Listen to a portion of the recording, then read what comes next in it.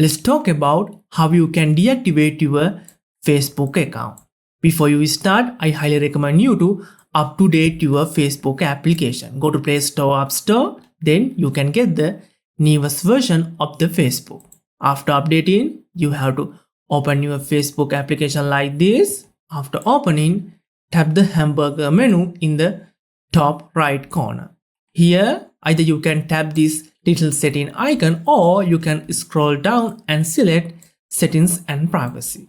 Then you have to select settings. Then you will get this account setup option. If you can't find out this option here, you have to up-to-date your application. Now just tap see more in account center to go there. Here, select the second option, personal details under account settings. Now select the last option, account ownership and control. Select the second option, deactivation or deletion. Since you are going to deactivate our Facebook account, you have to select the first one. Now you can see the default selection is to deactivate your account, so you don't need to choose. Just to go forward, tap the continue button at the bottom. Now they ask you to verify yourself. To verify yourself, you have to retype your password. Like this, I will re-enter my password.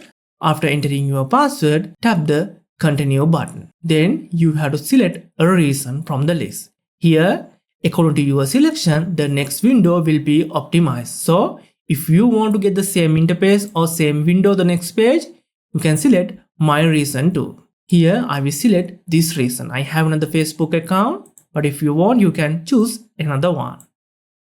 After selecting, just tap the continue button. Here, they will provide extra option.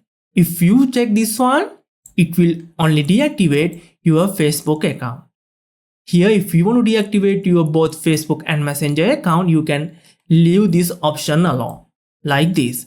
But if you want to deactivate only your Facebook account, you can check this option. Then your Messenger account still will remain active. So here I want to deactivate only my Facebook account. If you want to deactivate your Messenger account, I will upload another tutorial. You can find that video tutorial in the description.